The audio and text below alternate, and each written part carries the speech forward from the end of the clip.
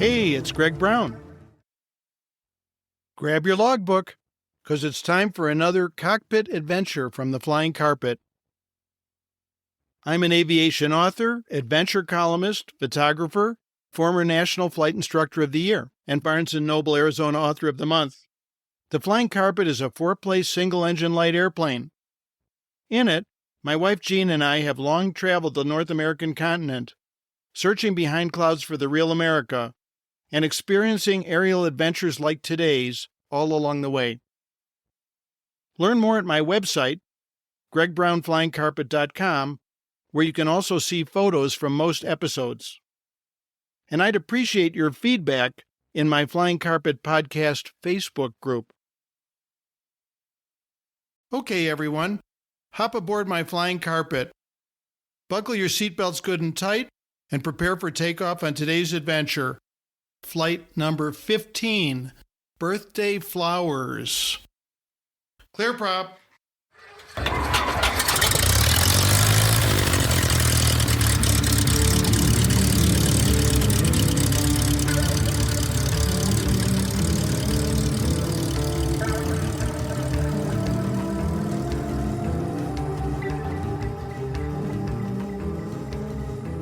When celebrating birthdays with zeros in them, flowers alone won't do it.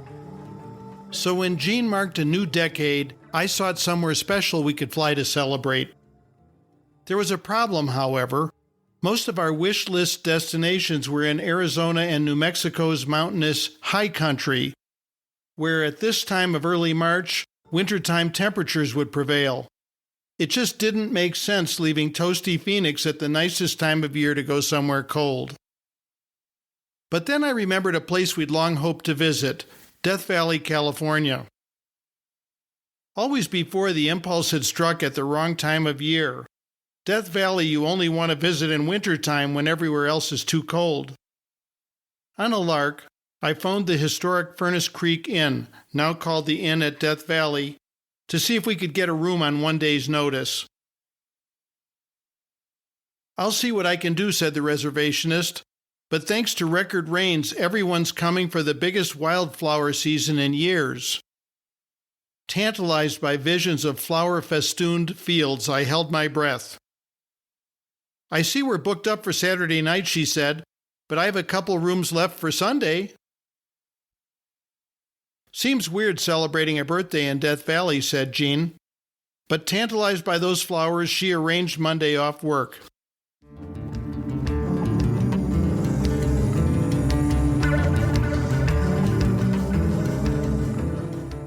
Sunday morning, we sailed 2.5 hours westward from Phoenix, escaping uncharacteristic rain and ice-laden clouds for sunshine. Beneath our wings, however, the terrain became increasingly barren, broken only by the string of gaudy casinos lining the Colorado River at Laughlin, Nevada.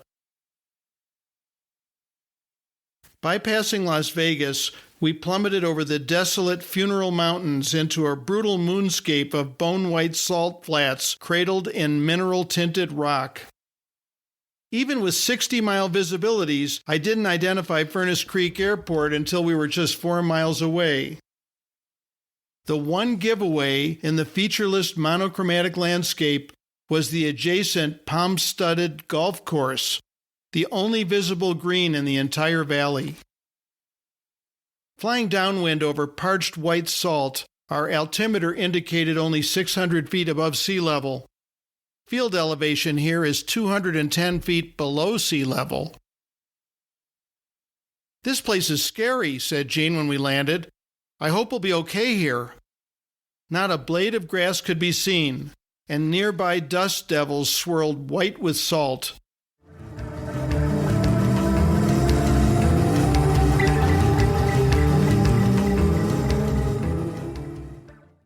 Hoping I hadn't blown her birthday celebration, I loaded our bags into the courtesy van. Thankfully, the Furnace Creek Inn offered haven. Opened in 1927 during the heyday of national park inns, the gracefully aging rustic mission-style stone complex welcomed us like an emerald fortress, buffered by an oasis of palm trees and a swimming pool against the brutal desert. Shall we try a hike? I asked Jean, eyeing bleakness beyond the fence following check-in. Sure, Greg. Why not? The nearest hiking trail, however, proved to be several miles away. With no rental cars available, we decided to hitchhike. That raised eyebrows at the front desk, but Jean and I just laughed. 100 miles from nowhere, we figured any drivers on this road could only be sightseers like us. Squinting under the desert sun, we stuck out our thumbs, but vehicles were few and far between.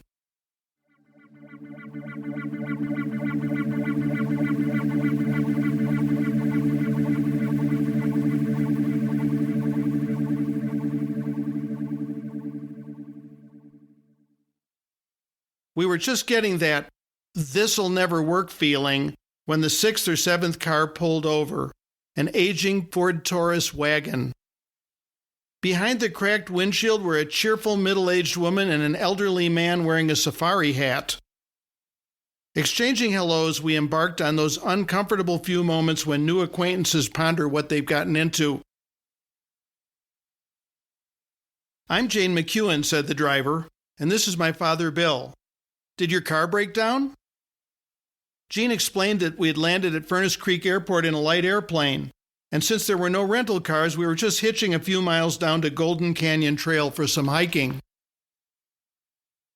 You're pilots, eh? My friend Dan flies a Piper Arrow out of Southern California's Brackett Field. He subscribed me to something called Flight Training Magazine, which I've just begun reading. The elderly passenger chimed in. I used to fly gliders, even built several of them myself. Delighted to discover common interests, Jean and I swapped our own glider flying experiences with the man. Though all three of us had first soloed in Schweitzer 222 gliders, the old gentleman had far surpassed our soaring accomplishments. He'd constructed 3 plan-built HP gliders and achieved recognition among the record-setting soaring pioneers operating out of historic Inyokern Airport. Perhaps the best known of them outside soaring circles was astronaut Neil Armstrong. There's the Golden Canyon trailhead, I observed, disappointed that our promising conversation would prematurely end. Are you here to see wildflowers? Asked Jane. That trail is very interesting from a geological standpoint, but there'll be few blossoms along there. Dad and I are driving to the south end of the park where the big show is supposed to be. It's about 40 miles from here. You're welcome to join us if you like. You bet we will, replied Jane and I in unison. We soon learned that Jane and Bill had driven from Ridgecrest, California on a father-daughter day trip to see the flowers. When I mentioned Jean's landmark birthday, Bill named his own upcoming milestone. I'll be 90 next week, he said. Gliders proved to be just one of his many interests. Bill had been a Rhodes Scholar at Oxford when the Germans bombed England in 1940. Evacuated home with 11 other American classmates, he earned a Ph.D. in physical chemistry from Harvard before serving in North Africa and Italy. After the war, he made his career at China Lake Naval Ordnance Test Station, developing rocket propellants for early aircraft missile programs.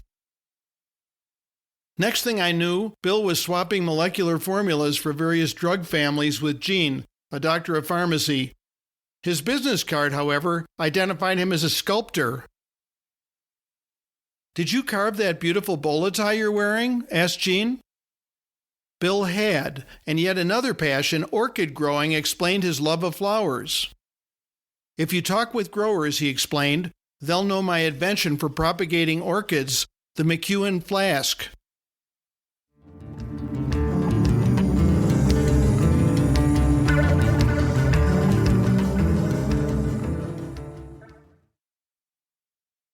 We soon noted increasing amounts of water on the salt flats lining the valley floor.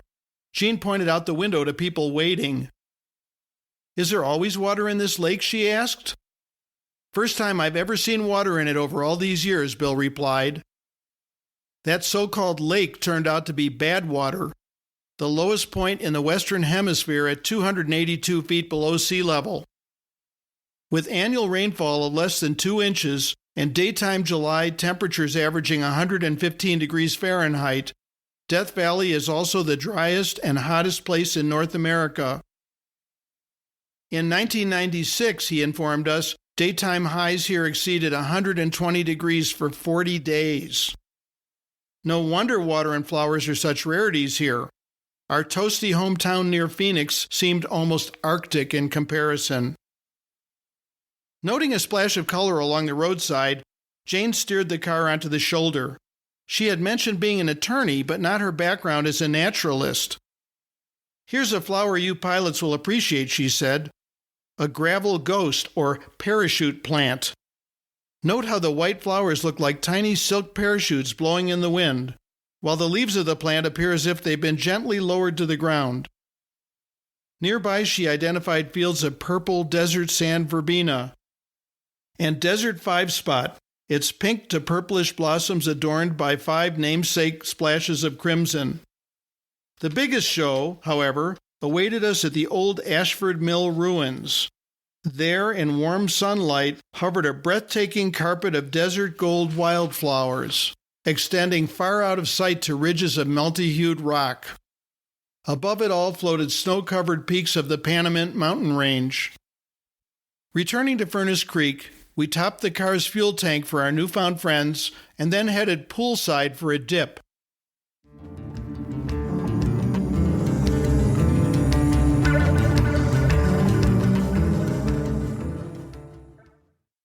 How incongruous it seemed, toasting Jean's birthday that evening over a gourmet dinner of chili-dusted salmon and orange and horseradish halibut in this desert oasis isolated by hundreds of miles of uninhabitable salt and rock. "Where do the employees live?" I asked our server. "Mostly in dormitories provided by the resort," she replied. "The nearest town, Pahrump, Nevada, is an hour's drive from here. But there's not much there. To see a movie, you need to drive 2.5 hours to Las Vegas."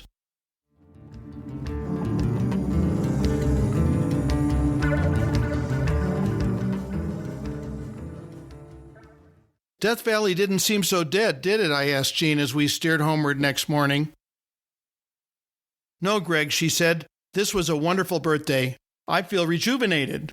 But let's not come back in summertime. Hey, look!" She pointed downward at a splatter of orange and yellow blossoms tinting otherwise bleak barrens, the first of many such displays we'd enjoy on the flight home.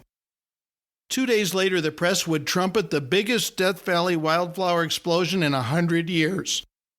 And we'd learn why no reservations had been available Saturday night. A visit by the nation's first lady to see that show. Once the news hit the national media, no more rooms would be available there for months.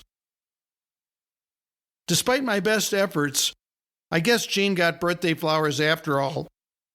But you know, she certainly didn't seem to mind.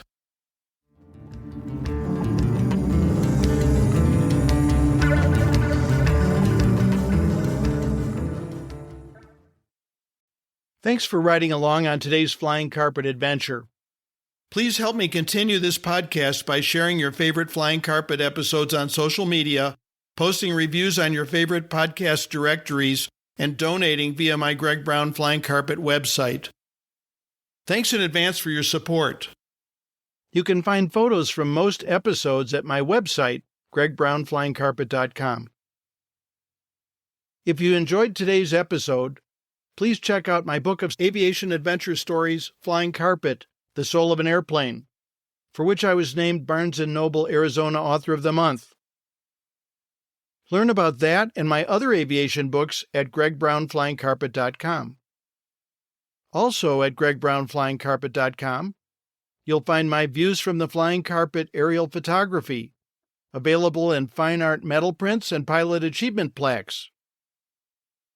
Oh, and I'd appreciate hearing your feedback in my Flying Carpet Podcast Facebook group.